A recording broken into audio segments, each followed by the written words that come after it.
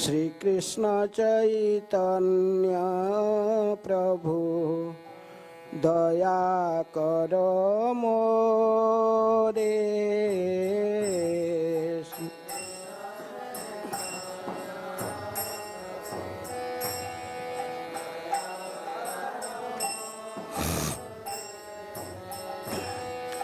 तुम बिना के दयालु जगत संसारे। तुम बिना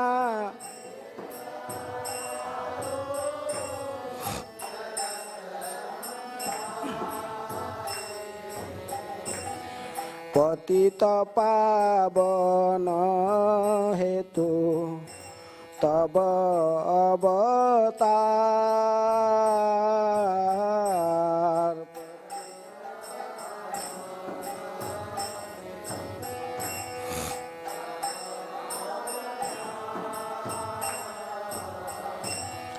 मौसम पतित प्रभु न पाइबे आर। मौसम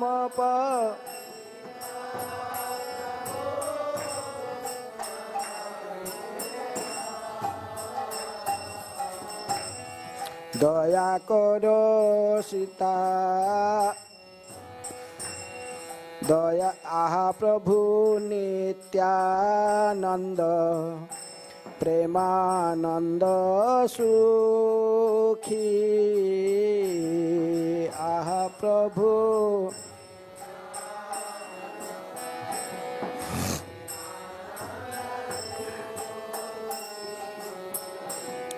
कृपा अवलोकन करो आमी बड़ दुखी। कृपा बोलो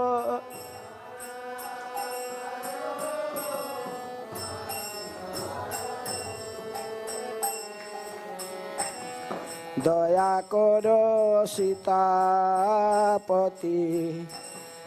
अद्वैत गोसाई।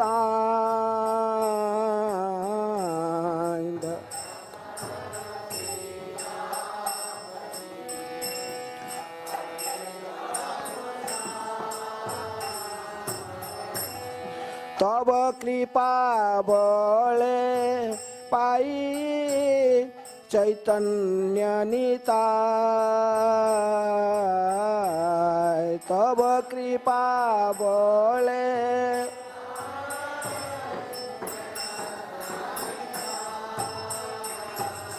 दया करो सीतापति अद्वैत गोसाई। दया तब कृपा बले पाई चैतन्य निताय। तब कृपा बले पाई चैतन्य निताय।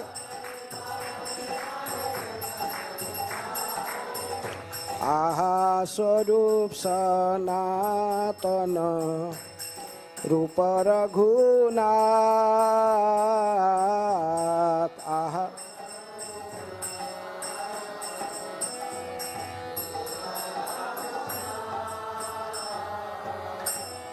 भट्ट जुग श्रीजी बहा प्रभु लोकनाथ। भट्ट जुग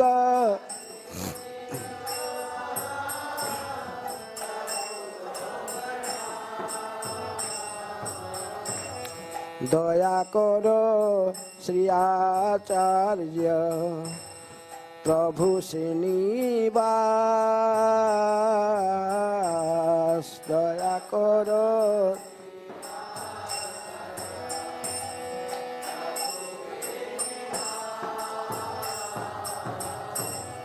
रामचंद्र संग मागे नरोत्तम दास।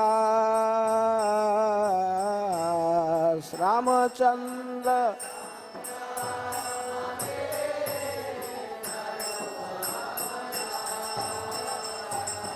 दया करो सीतापति अद्वैत गोसाई दया करो तब कृपा बले पाई चैतन्य निताय तब कृपा हरे कृष्ण कृष्ण कृष्ण हरे हरे हरे राम राम राम हरे हरे हरे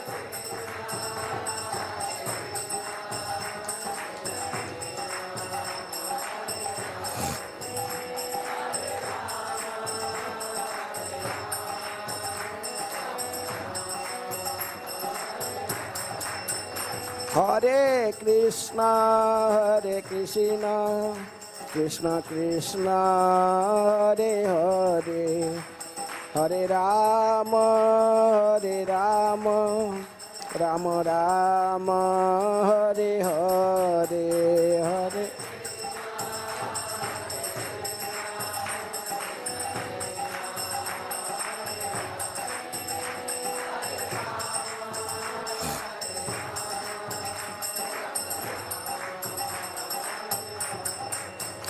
जय अद्वैत आचार्य जय अद्वैत आचार्य अद्वैत आचार्य जय अद्वैत आचार्य जय अद्वैत आचार्य जय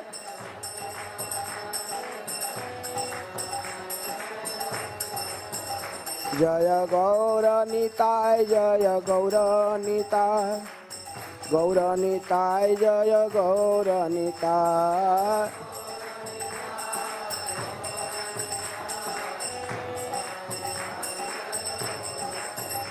जय कृष्ण बलराम जय कृष्ण बलराम कृष्ण बलराम जय कृष्ण बलराम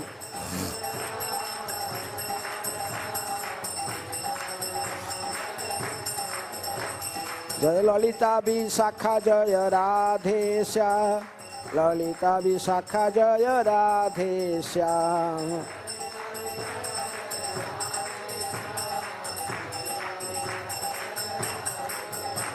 जय राधा श्याम सुंदर राधे जय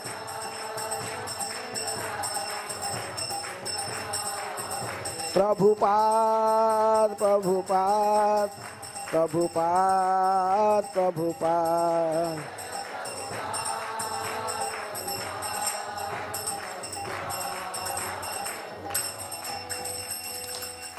जय ओम विष्णुपाद परमहंस परिव्राज काचार्य अष्टोत्तर शतश्री श्रीमद कृष्ण कृपा स्मृति अभय चरणारविंद भक्ति वेदांत स्वामी शिल प्रभुपाद की जय। इस्कॉन प्रतिष्ठाताचार्य डिवाइन ग्रेस शिल प्रभुपाद की जय।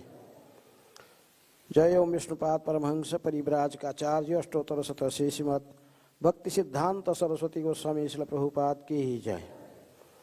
अनंत कोटि वैष्णव भक्तवृंद की जय। नामाचार्य श्री हरिदास ठाकुर की जय।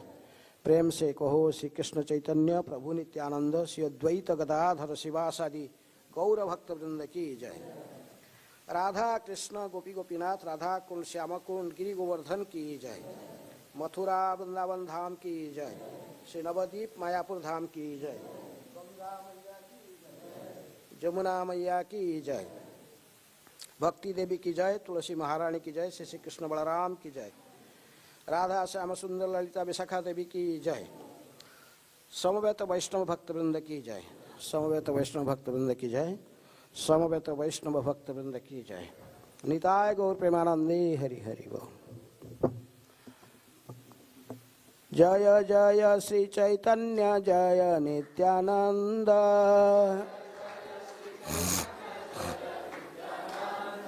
जय अद्वैत चंद्र जय गौर भक्त वृंद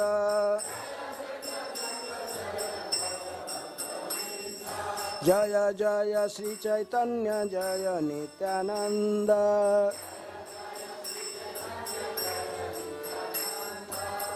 श्री अद्वैत चंद्र जय गौर भक्त वृंद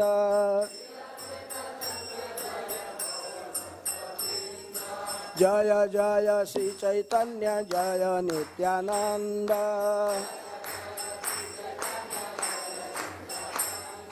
जय द्वैत चंद्र जय गौर भक्त वृंद।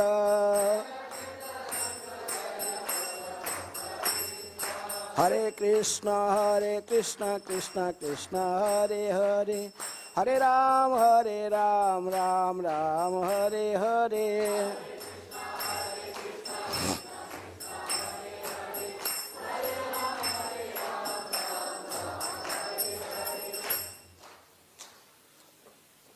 आज अद्वैत आचार्य के आविर्भाव तिथि है।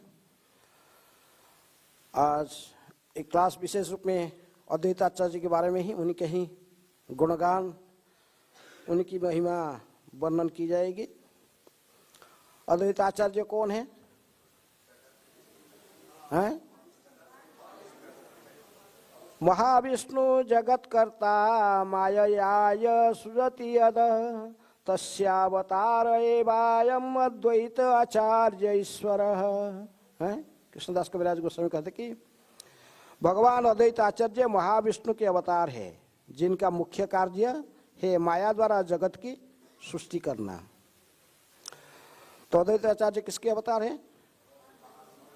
महाविष्णु के अवतार। लेकिन चैतन्य भागवत में वृंदावन दास ठाकुर इनको सदाशिव जी के व शंकर जी के अवतार भी कहते हैं। तो इसलिए अद्वैत आचार्य दोनों के ही मिलित अवतार माने जाते हैं, महाविष्णु तथा सदाशिव। ऐसा भी अन्य गौर गणदेश दीपिका में कवि कर्णपुर ठाकुर लिखते हैं कि ये गोलोक वृंदावन में कृष्ण की लीला में भी इस सदाशिव नामक एक गोप बालक भी है। एक सखा साक्ष्यरस में उधर गोलोक वृंदावन में भी कृष्ण बलराम के साथ में भी ये रहते हैं। वहाँ पर भी इनके नाम सदाशिव है, लेकिन वो गोप बालक के रूप में रहते हैं, गोप सखा के रूप में।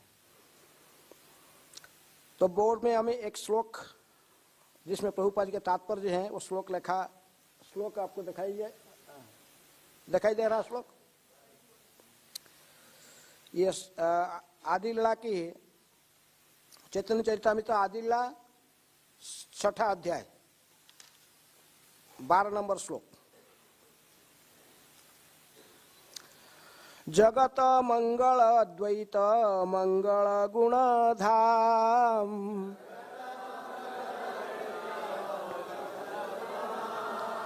मंगल चरित्र सदा मंगल जार नाम। जगत मंगल अद्वैत मंगल गुण धाम, मंगल चरित्र सदा मंगल जार नाम। जगत मंगल अद्वैत मंगल गुण धाम, मंगल चरित्र सदा मंगल जार नाम।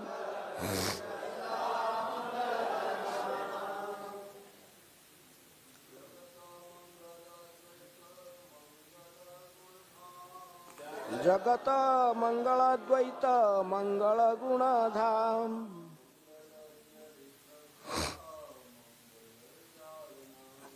मंगल चरित्र सदा मंगल जार नाम।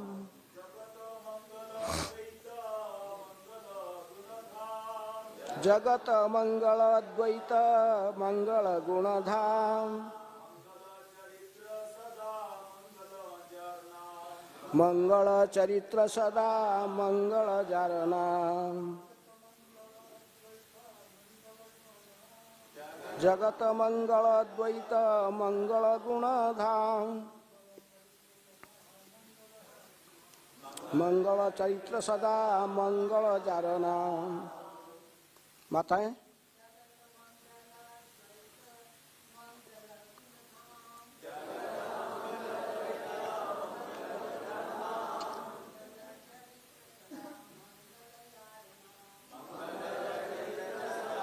मंगल जार नाम। जगत मंगल द्वैत मंगल गुण धाम मंगल चरित्र सदा मंगल जारनाम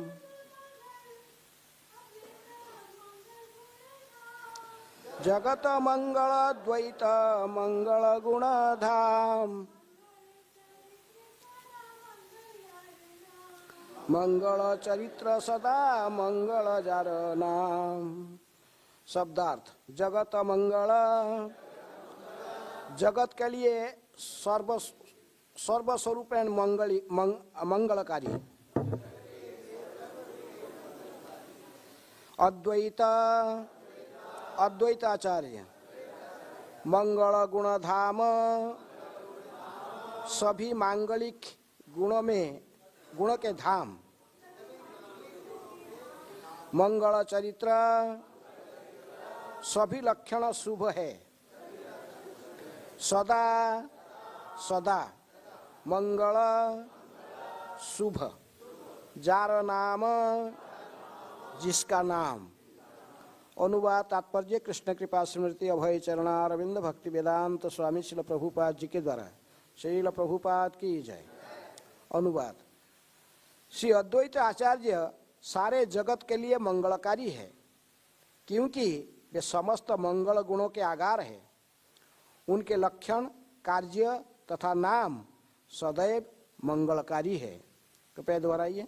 श्री अद्वैत आचार्य सारे जगत के लिए मंगलकारी है, क्योंकि वे समस्त मंगल गुणों के आगार है।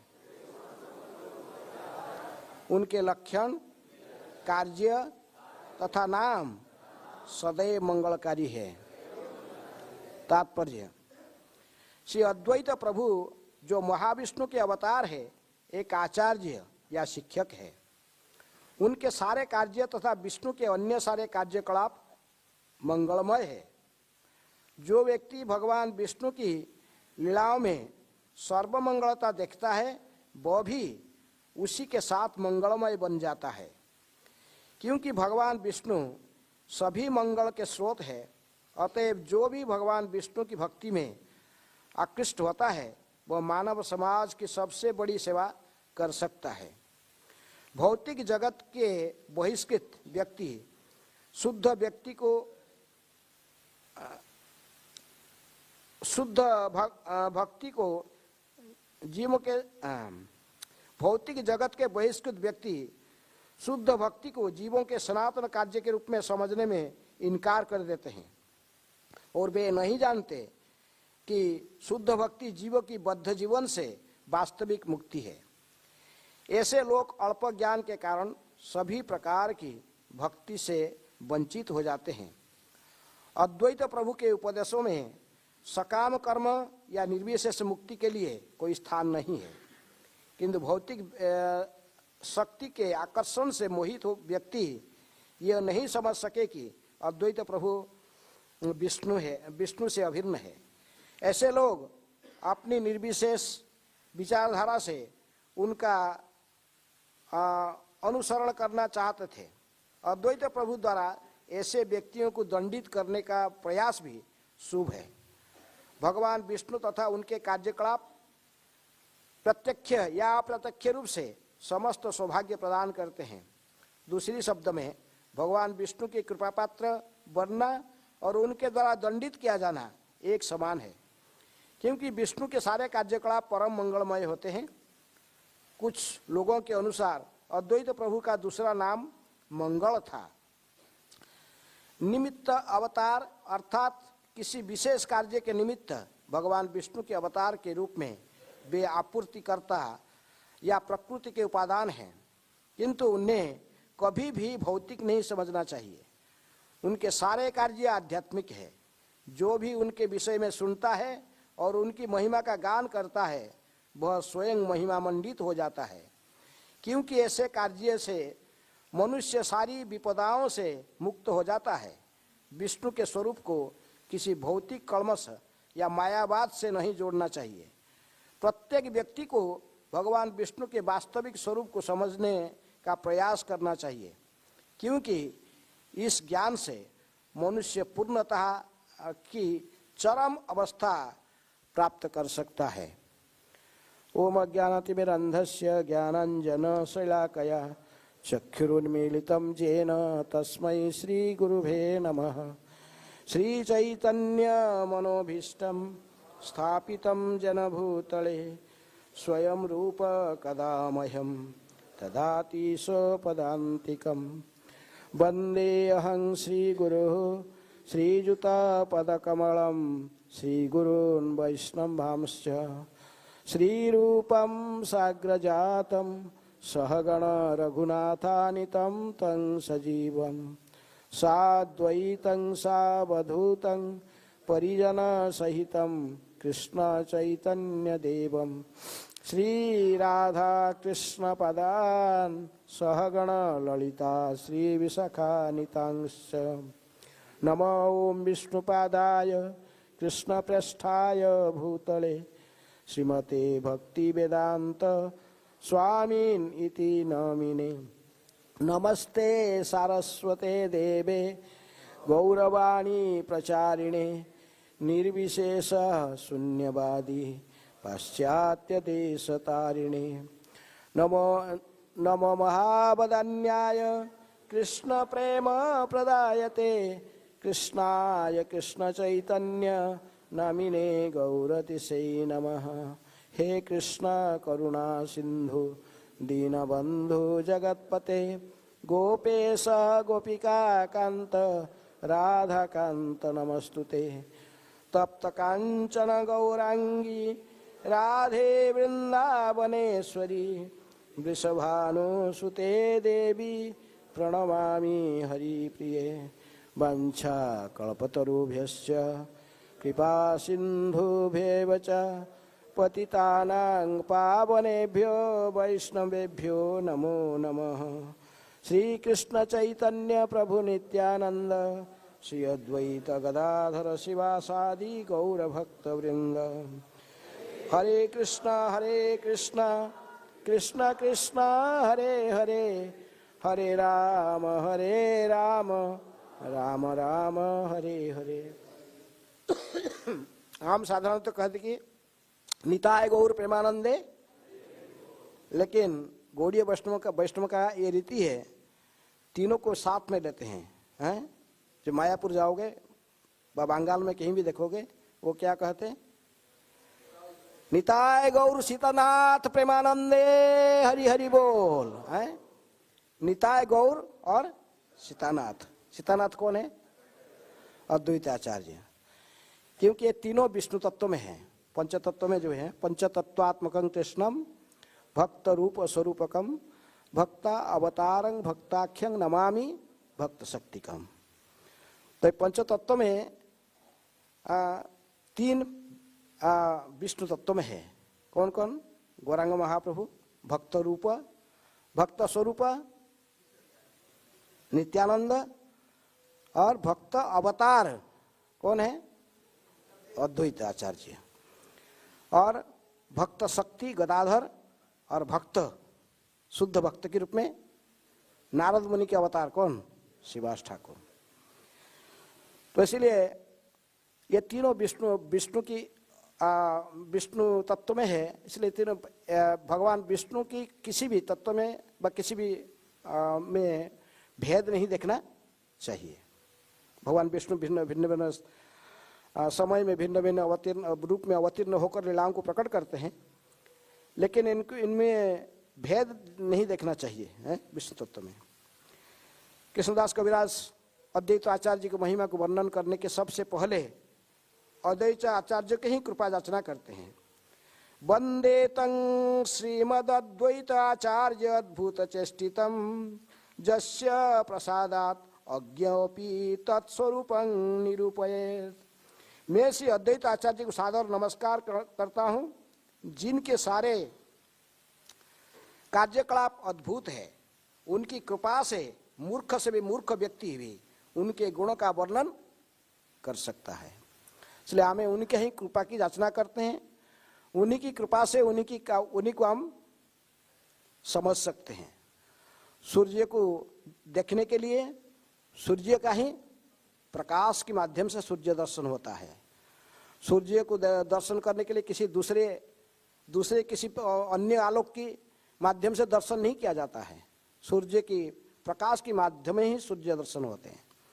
इसलिए कृष्णदास कविराज गोस्वामी कहते कि अद्वैत आचार्य की कृपा होने से ही हमें अद्वैत आचार्य के बारे में कुछ थोड़ा बहुत जान सकते हैं। और अद्वैत आचार्य स्वयं महाविष्णु की अवतार हैं।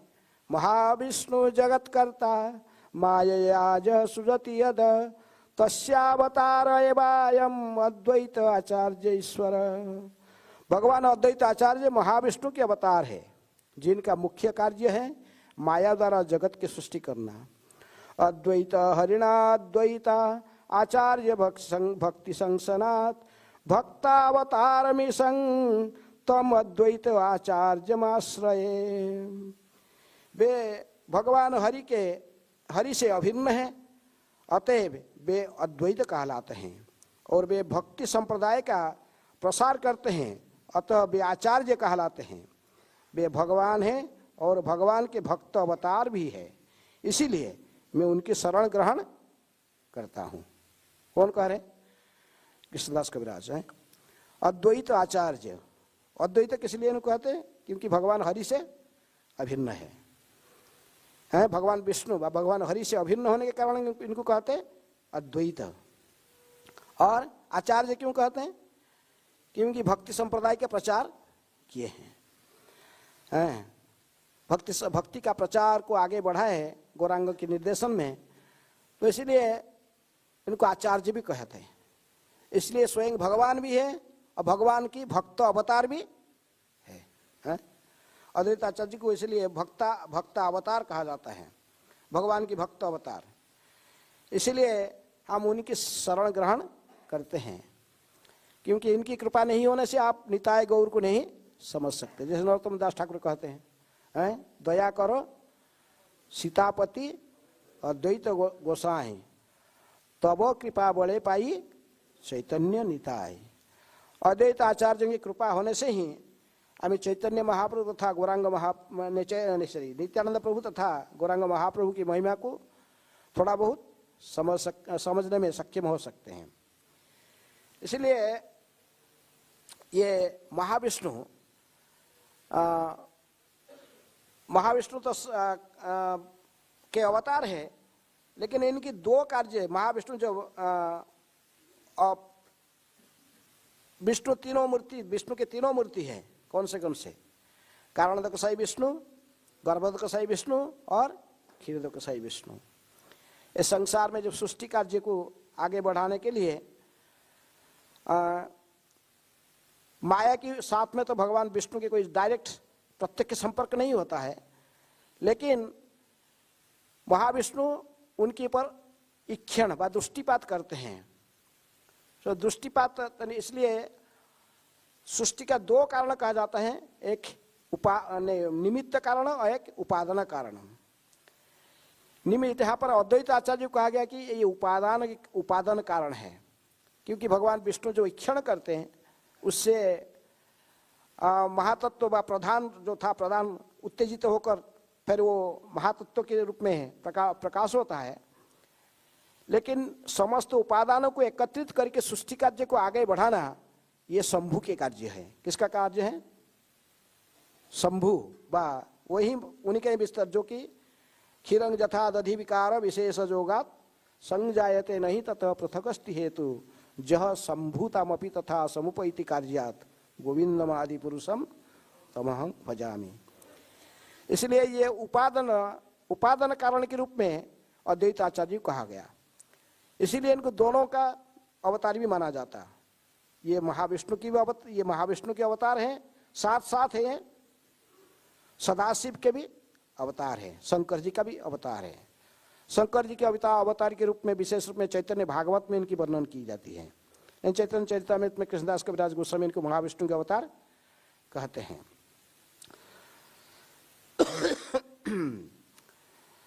इसलिए से पुरुषेर अंश अद्वैत नाही किछु भेद शरीर विशेषतार नाही क विच्छेद। सहाय करे न तार लइया प्रधान, कोटि ब्रह्मांड करे न इच्छाए निर्माण। तो ये अद्वैत आचार्य, इसलिए हम देखें कि लीला में उन्होंने आए शांतिपुर में, शांतिपुर के आचार्य चैतन्य महाप्रभु की लीला में भाग लिए, लेकिन हमें इनको इसे साधारण नहीं समझना चाहिए। जो अज्ञानी है, नहीं जानते हैं, अद्वैत आचार्य को इसी प्रकार समझते, लेकिन प्रकृति में ये स्वयं हरि से अभिन्न और हरिहर, जैसे कहते हरिहर में कोई भेद नहीं है, तो इसी प्रकार अद्वैत आचार्य एक साथ में हरि है और हर भी है। इनको कहे दोनों एक साथ में। जब आप जाओगे नवद्वीप मंडल परिक्रमा में, ये देखो हरिहर क्षेत्र जाओगे, हरिहर क्षेत्र में देखोगे विग्रह हैं, इनके आधा सफेद है आधा काले हैं, तो एक साइड में हरि है, दूसरे साइड में हर है।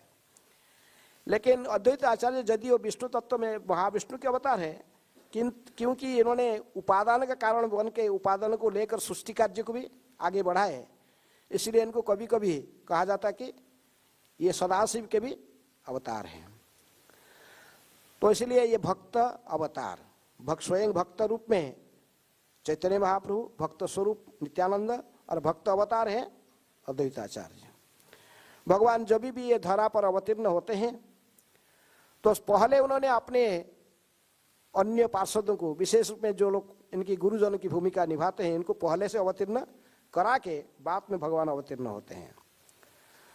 तो इसलिए अद्वैत आचार्य और चैतन्य महाप्रभु स्वयं भगवान है, कृष्ण है, लेकिन अद्वैत आचार्य का और चैतन्य महाप्रभु दोनों में यदि देखेंगे हमें लीला में, गौर लीला में, तो दोनों की उम्र में बहुत फर्क है।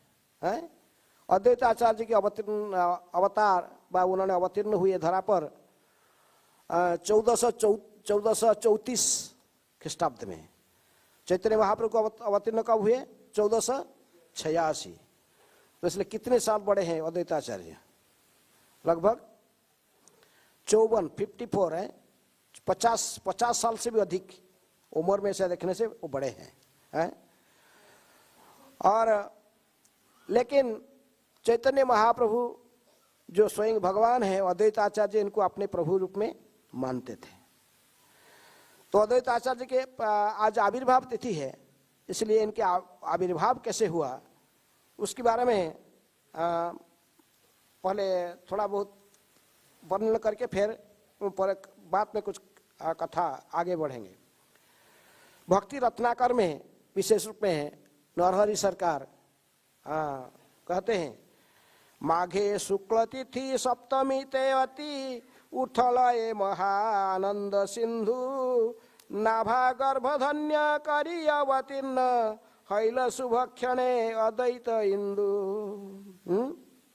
माघे शुक्ल माघ मास के शुक्ल पक्ष में सप्तमी तिथि में बहुत आनंद के समुद्र पूरा व्याप्त हो गया बंगाल में, क्योंकि नाभा की गर्भ को धन्य करके उनकी गर्भ सिंधु से प्रकटित हुए अद्वैत इंदु, इंदु के अर्थात चंद्रमा, अद्वैत चंद्र उन्हीं की गर्भ से प्रकटित हुए। किसकी गर्भ से? नाभा देवी। इसलिए अद्वैत आचार्य की माताजी के नाम था नाभा देवी, उनके पिताजी थे कुबेर मिश्र। पुष्प वरीषण करे सुरगण अलक्षित रीति उपमान हो, जय जय ध्वनि भरल बनी भने नर हरि मंगल बहु। तो इसलिए जब अद्वैताचार्य धरा पर अवतीर्ण हुए, देवता लोग ने स्वर्ग से पुष्प वृष्टि करने लगे। सर्वत्र सारा तीनों जगत में जय जयकार, सभी लोग अद्वैत आचार्य के जय जयकार करने लगे। तो अद्वैत आचार्य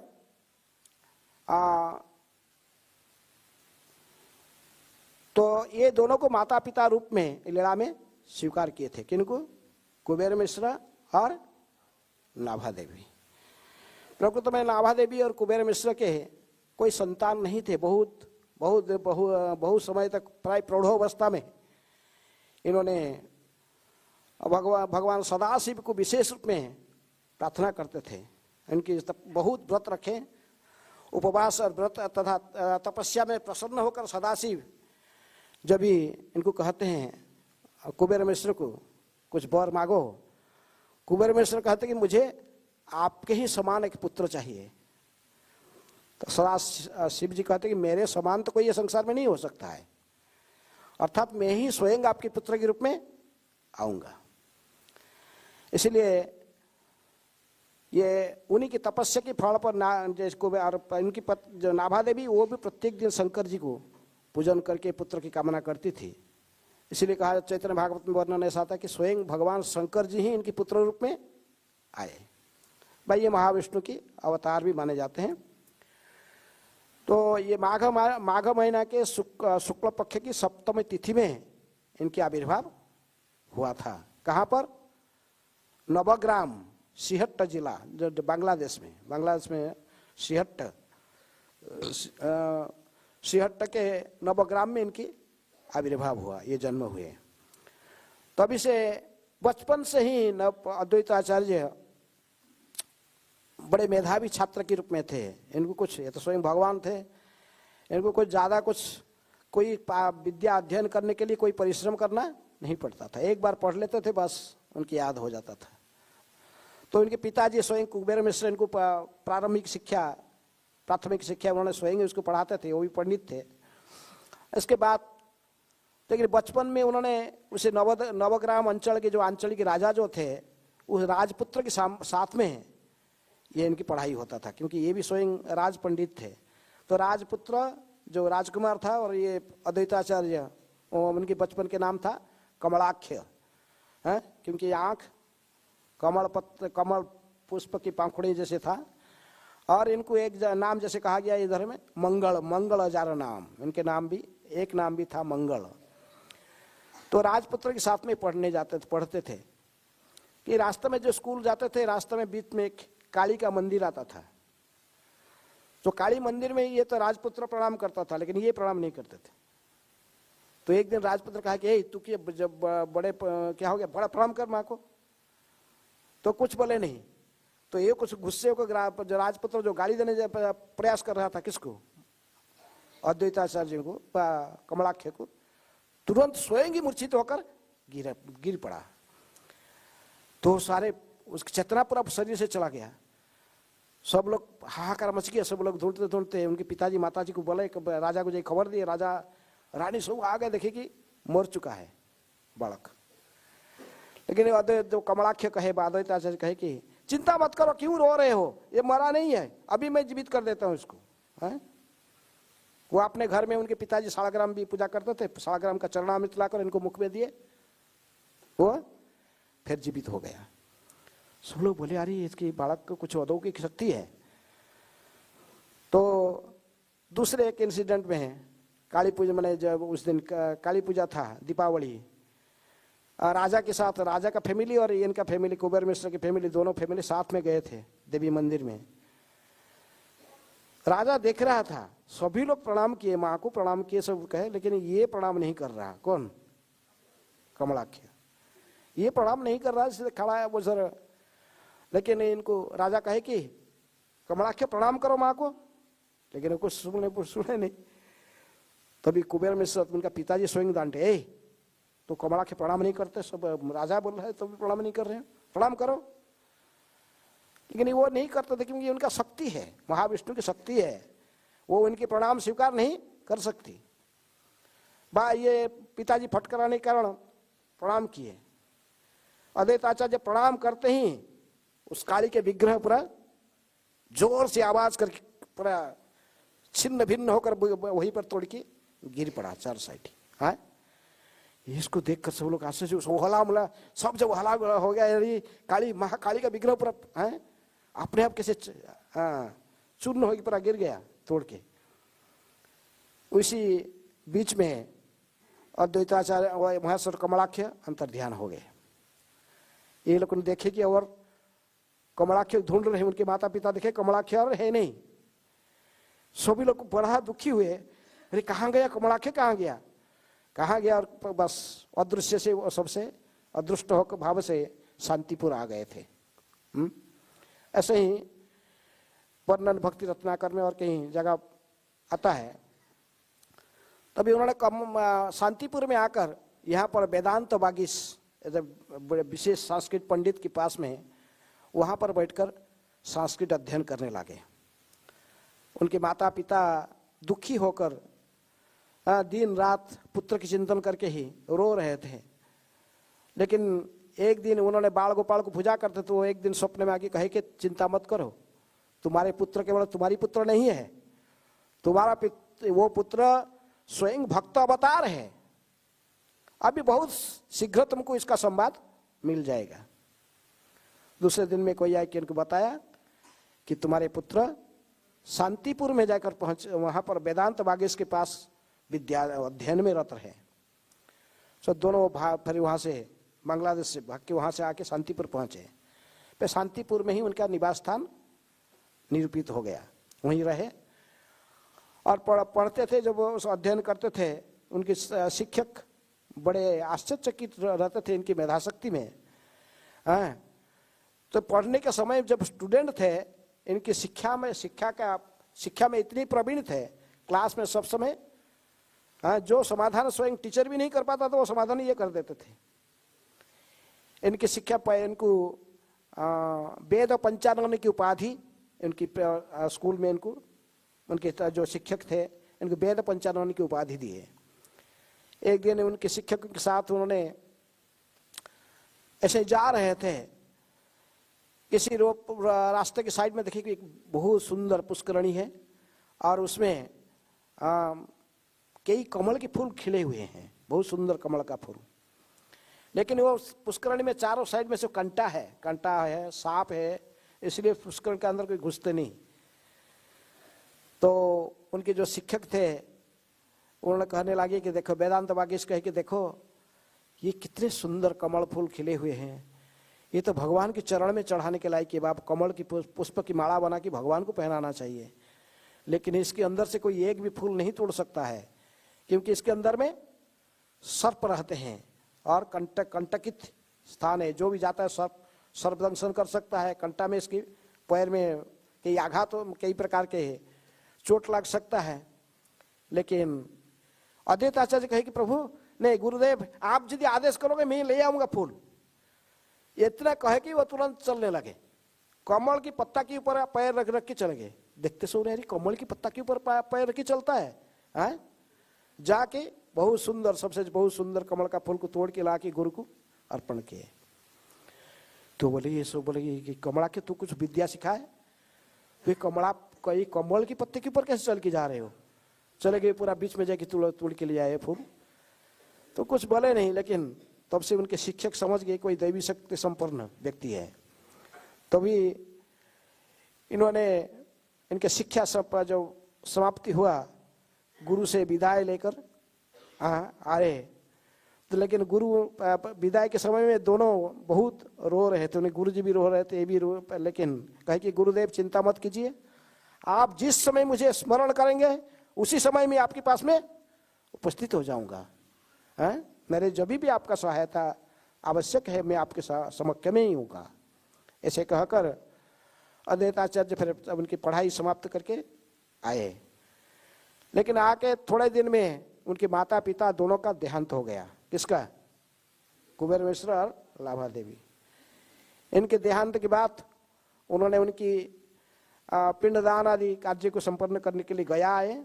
गया में आकर पिंडदान आदि कर्म समाप्त करके फल्गु तीर्थ में, उन्हें फल्गु नदी कहते ना, उस नदी है, तो गया तीर्थ में इनके पिंडदान करके भगवान विष्णु के चरण कमल दर्शन करके फिर वहीं से वो तीर्थ भ्रमण में निकले, पूरे भारत का तीर्थ भ्रमण। क्योंकि एक ही मात्र पुत्र थे, उनके माता पिता चले गए और अकेले ये तीर्थ भ्रमण में करते करते सारे विशेष स्थान सब विशेष रूप में वर्णन है, सब वर्णन नहीं कर सकते। लेकिन तीर्थ भ्रमण करते करते उन्होंने विशेष रूप में विद्यापति, चंडीदास विद्यापति जैसे महान भक्ति कवि भक्त कवि थे, तो जाकर विद्यापति को उन्होंने मिथिला में मिले थे, ऐसे वर्णन आता है।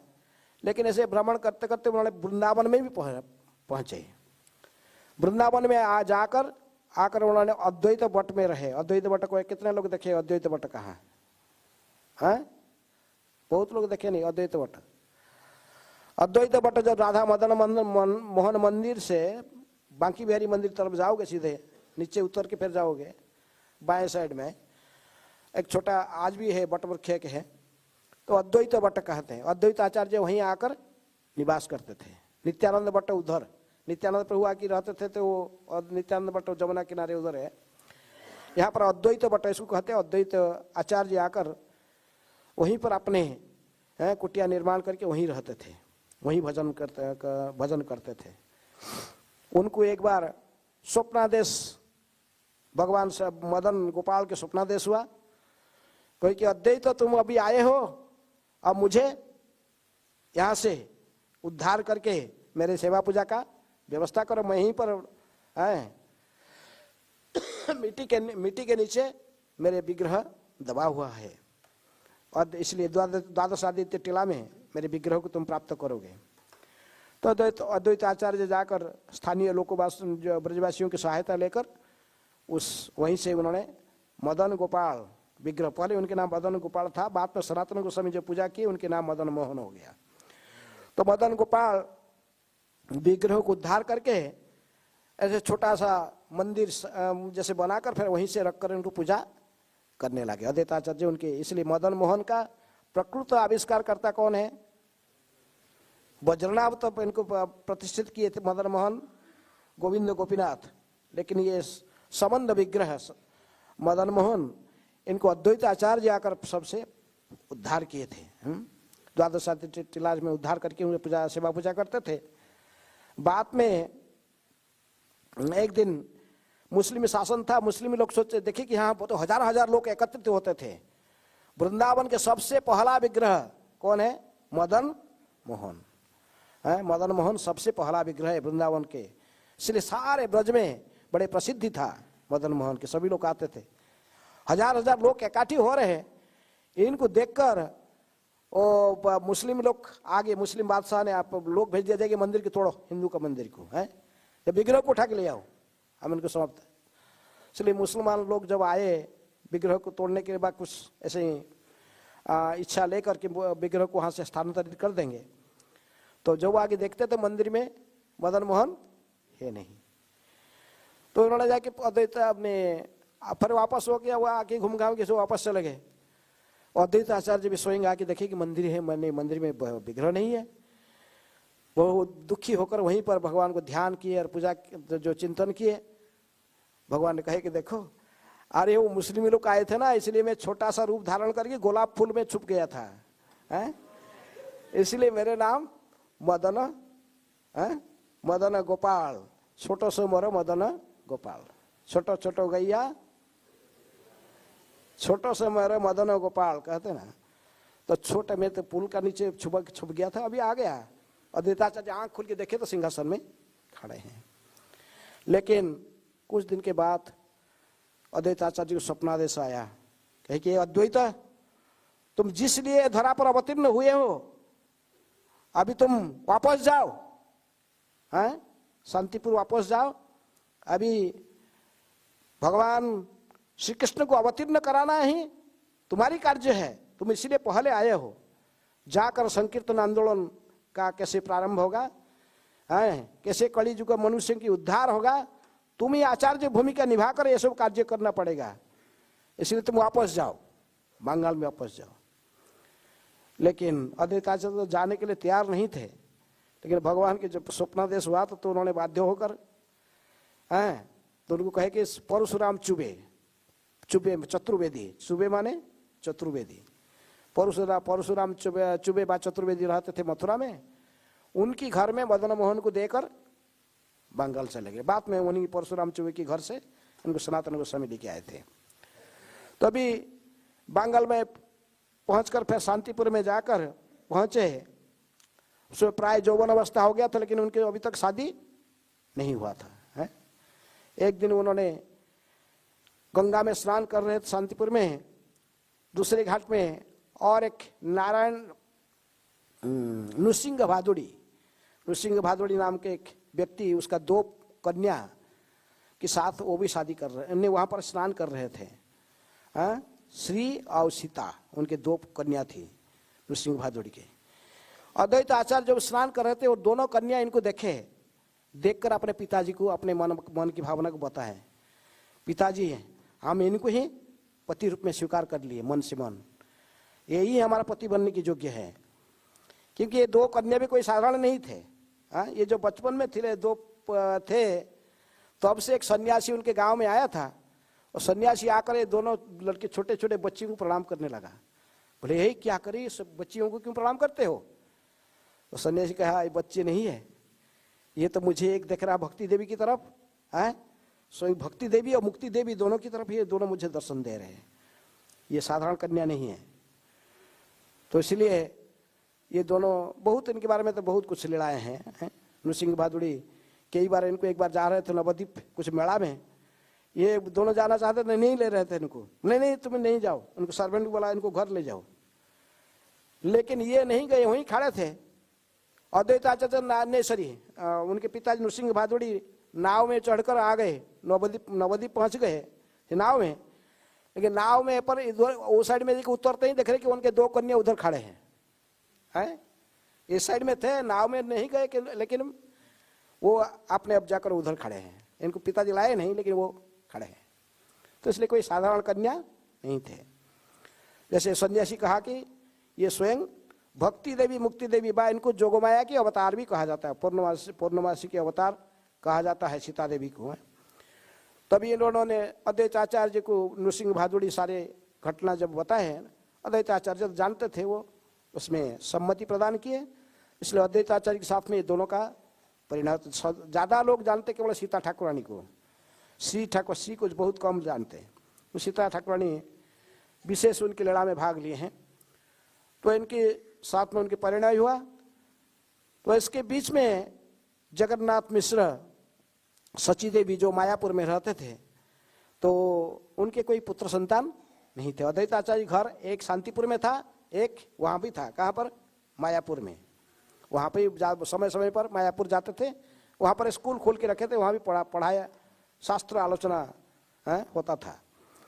तभी इनके कोई पुत्र संतान नहीं होते थे, दुखी होकर अद्वैत आचार्य कहने लगे हमारा कोई पुत्र, तब मैंने कोई संतान के लिए, तो अद्वैत आचार्य ने ही इनको प्रेरित किए थे नारायण शिला का अर्चन करने के लिए। नारायण शिला शालग्राम को अर्चन करके ही इनको 2 पुत्र प्राप्त हुए थे, पहले विश्वरूप, उसके बाद विश्वम्भर। विश्वम्भर है चैतन्य और विश्वरूप उनके बड़े भाई। लेकिन अद्वैत आचार्य जब वहाँ पढ़ाते थे, पहले विश्वरूप पढ़ते थे, विश्वरूप बहुत वैरागी थे। ये जब आस्ते आस्ते बड़े होने लगे, अद्वैत आचार्य स्कूल में जाकर बैठ के पढ़ते थे, सभी लोग इनको बड़े आदर करते थे। और इन्होंने विद्या अध्ययन करते, कभी कभी चैतन्य महाप्रभु छोटे बच्चे थे उनको भेजते थे, सची माता भेजे, तेरे भाई अभी तक आता नहीं है, भोजन करना है, उसको बुला के लेके आओ। ये ऐसे नंगे बालक थे, 1.5-2 साल के बालक ऐसे ही जाते थे, जाके उसके भाई जब बैठे थे विश्वरूप ऐसे पकड़ के, चल भैया, छोटे बच्चे को कोई कुछ बोलेगा नहीं, वो क्लास होने से क्या चलो। लेकिन अद्वैत आचार्य जब उनकी तरफ देखते थे, इसकी तरफ निमाय की तरफ, बोलते अरे ये बालक ये कौन है? मैं कभी किसी भौतिक जगत के किसी बालक के प्रति आसक्त नहीं होता हूँ, लेकिन ये बालक तो मुझे आकर्षण करता है। ये जो कभी कभी महाप्रभु उनकी तरफ देखते थे, जो निमाय देखते थे अद्वैत आचार्य की तरफ, और पकड़ के इनको खींच के लेके आ जाते थे। तो इसके बाद तो अद्वैत आचार्य ने सोच रहे थे कि जब भगवान स्वयं अवतीर्ण नहीं होंगे, ये कलिहत मनुष्य को उद्धार करना संभव नहीं है। इसलिए भगवान स्वयं अवतीर्ण होने से ही ये संभव।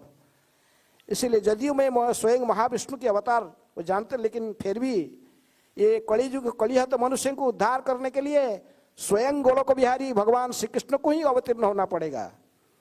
ये सोचकर उन्होंने सोचे कैसे मैं इनको अवतीर्ण करूंगा। कहते भजन तो करते थे, लेकिन फिर भी उनको एक गौतमीय तंत्र, वेदों में गौतमीय तंत्र से एक श्लोक इनको याद आया।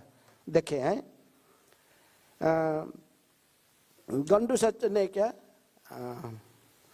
जलमात्रेण तुलसी जलमात्रेण तुलसी जल मात्रेन चुलुक तुलसी जलेन चुलुकेन वा विक्रीडन्ते तदात्मानं भक्तभ्य भक्तवत्सल। कहीं यदि थोड़े से गंगा माने गंगा तो था उधर, जल एक चुप लेकर तुलसी दल के साथ भगवान को यदि कोई अर्पण करता है, भक्तवत्सल भगवान उसकी भक्ति में बेच जाते हैं, वो भगवान को खरीद लेता है। इसलिए अद्वैताचार्य सोचे कि ये सबसे अच्छा होगा कि यदि मैं शालग्राम को जल और गंगा जल और तुलसी माध्यम से पूजा करूंगा, भगवान को बहुत जल्दी प्रसन्न किया जा सकता है। ये सोचकर उन्होंने फिर और गंगा जल प्रत्येक दिन शालग्राम उनके पास था, शालग्राम शिला नारायण शिला को लाकर गंगा किनारे बैठकर गंगा जल में अभिषेक करा के तुलसी दल अर्पण करके ही जोर से हुंकार करके आवाहन पुकारते थे कृष्ण को, प्रभु कृपा करके धरा पर अवतीर्ण होइए। आपकी अवतीर्ण नहीं होने से ये कलिहत मनुष्य को उद्धार करना संभव नहीं है। युग धर्म हरिनाम संकीर्तन का प्रवर्तन करना संभव नहीं है। जब तक युग धर्म हरिनाम संकीर्तन को सभी लोग स्वीकार नहीं करेंगे तब तक इनके उद्धार नहीं होगा। श्री अद्वैत आचार्य प्रत्येक दिन इस कई सालों ऐसे ही आवाहन पूजा करके ही उनको जोर से आवाहन करते थे। कभी कभी क्रोधित होकर अपने मैंने सिर में अपने वस्त्र को इसका बांध कर पकड़ते, देखो यदि मैं इतनी पुकारता हूं, यदि आप स्वयं अवतीर्ण नहीं हो गए तो मैं स्वयं चक्र धारण करके सबको संहार कर दूंगा कहते थे। कौन? अद्वैत आचार्य, क्यों स्वयं महाविष्णु के अवतार थे। कभी कभी ऐसे ही तो उन्होंने ऐसे ही अवतीर्ण, उसके बीच में तो महाप्रभु तो अवतीर्ण हो चुके थे लेकिन अभी तक आत्म प्रकाश नहीं किए हैं। तो अद्वैत आचार्य जितना ऐसे ही उन्मत्त होकर पूजा ऐसे ही प्रार्थना करते थे। एक दिन गदाधर पंडित को साथ में लेकर निमाय गए, निमाय आए गौर गदाधर दोनों महाप्रभु चलते जाए तो अद्वैत आचार्य जहाँ पर बैठकर गंगा किनारे पूजा करते थे वहाँ पर गए। देखिए पूजा कर रहे हैं, लेकिन उस दिन प्रत्येक दिन वो जब गंगा जल अर्पण करके ध्यान करते थे, भगवान श्री कृष्ण को दर्शन करते थे, सभी उनको ध्यान में भगवान आते थे। लेकिन आज गौरांग उनके पीछे खड़े हुए तो उनके पीछे गदाधर खड़े हैं। तो ये जब वो जल दान करके ही तुलसी अर्पण करके जब भी ध्यान करते भगवान को ध्यान में नहीं आते हैं। आज कृष्ण ध्यान में नहीं आते हैं, प्रयास करते तो ध्यान में गौरांग आ रहे हैं। बोले ये जगन्नाथ सची का लड़का है, ये क्यों मेरे ध्यान में कैसे आ जाता है? आज कुछ मेरे मैंने कुछ विघ्न आ गया, कभी कभी मैं इसको देखा है इसलिए आज भगवान ध्यान में नहीं आ रही, ये निमाई कैसे मेरे ध्यान में आ रहा। तो ये बार बार प्रयास कर, जितनी बार ध्यान करके देखते हैं, जिसको भी ध्यान करते किसी भी देवताओं के ध्यान, लेकिन केवल गौरांग की ही निमाय का ही रूप उनके सामने प्रकट हो रहा। तभी उन्होंने व्यतिव्यस्त होकर ऐसे घूम के देखे, पीछे देखे तो खड़े हैं गौरांग खड़े हैं और गदाधर खड़े हैं। तब वो समझ गए, बोले मैं जो इतने दिनों से बैठकर आह्वान करता था जिनको अवतीर्ण होने के लिए, वो अवतीर्ण हो चुके हैं। सब पूजा सरंजाम जो रखे थे शालग्राम का पूजा करने के लिए, वो सब इनकी चरण इनको ही पूजा कर दिए। किसको? फिर गौरांग महाप्रभु के चरण को, चमड़ को, निमाय के चरण को अभिषेक करके उसी में चंदन तुलसी सब लगाकर वही प्रणाम। गदाधर तो ऐसे पूरा खड़ा होकर देख रही क्या हो रहा है। ये वो पर जीभ निकाल कर जीभ को काट कर, भरे ये इतने आप इतने वयोवृद्ध व्यक्ति हो, ये बालक का सर्वनाश कर रहे हो, ये क्या कर रहे हो? इनके चरण कमल को क्यों आप तुलसी चढ़ा रहे हो? तो अभी अद्वैत कहे कि गदाधर अभी पहचानोगे, आप थोड़े दिन में ही तुम पता चल जाएगा ये बालक कौन है। महाप्रभु तो पूरा आवेश में खड़े थे, कुछ नहीं बोल रहे थे, आवेश में पूरा ईश्वर आवेश में खड़े थे। तो ऐसे कहकर शालग्राम पुटली से बांध के बंद कर दिया। उस दिन शालग्राम का पूजा समाप्त करके शांतिपुर चले गए। यदि ये मेरा प्रभु होगा अवश्य मुझे बुलाएगा। पूजा बंद कर सही, उस दिन से उनके शालग्राम पूजा समाप्त करके चले गए। तो गदाधर पंडित फिर निमाय आस्ते आस्ते प्रकृतिस्थ हुए, उनको लेके फिर घर आए। चैतन्य महाप्रभु जैसे महाप्रकाश लीलाओं को शिवा संगन में प्रकट कराए। क्यों? सन्यासी ने क्या गया रे पिंडदान करके आने के बाद तो पहले के निमाय पंडित नहीं थे, महान भक्ति के ही मूर्तिमंत अवतार बन गए थे। और प्रत्येक दिन प्रत्येक रात्रि शिवासंगन में हरिनाम संकीर्तन अंतरंग भक्तों के बीच में हो रहा था। तो इसलिए इन्होंने देखे कि सभी भक्त तो आ गए, लेकिन अभी तक कौन आए नहीं आया? अद्वैत आचार्य नहीं आए। चैतन्य महाप्रभु इसलिए उनका भाई शिवास ठाकुर के भाई थे श्री राम पंडित को भेजे, कहे श्री राम जाओ, ये बूढ़ा नाड़ा बूढ़ा को बुला के लेके आना, मुझे इतना दिन से पूजा किया, आह्वान किया, उसी के लिए मैं धरा पर अवतीर्ण हुआ, और इधर क्यों छुप के बैठा है शांतिपुर में, इसको बुला के ले आओ इधर, हैं उसको बुला के लेके आओ। बोलो मैं बुला भी ली। तभी महाप्रभु ने आवेश में थे तो श्री राम पंडित फिर गए शांतिपुर जाकर ही अद्वैत आचार्य को देखे, वो अपने भजन में लगे, उनको कहे कि देखो आचार्य अभी आपको चलना पड़ेगा, हैं ये प्रभु के आदेश, हमने आदेश हुआ है, गौरांग महाप्रभु आदेश दिए हैं, आपको जाना पड़ेगा। वो स्वयं भगवान है, उन्होंने महाप्रकाश माने भिन्न भिन्न स्थिति में सब भगवान सभी भक्तों को अपने स्वयं भगवत्ता का परिचय दिए हैं, दर्शन दिए हैं, और आपकी प्रतीक्षा में है, आप चलिए। अद्वैत आचार्य समझ गए, बहुत सुंदर वर्णन चैतन्य भागवत में है। तो उन्होंने कहा कि ठीक है मैं आऊंगा, लेकिन आएंगे अकेले नहीं, महाप्रभु के आदेश है कि सीता के साथ, आपकी सीता है, सीता ठाकुरानी के साथ लेके जाना। तभी उन्होंने दोनों फिर शस्त्र के ऊपर पूजा का उपकरण जैसे सब लेकर और कुछ उपहार लेकर चले।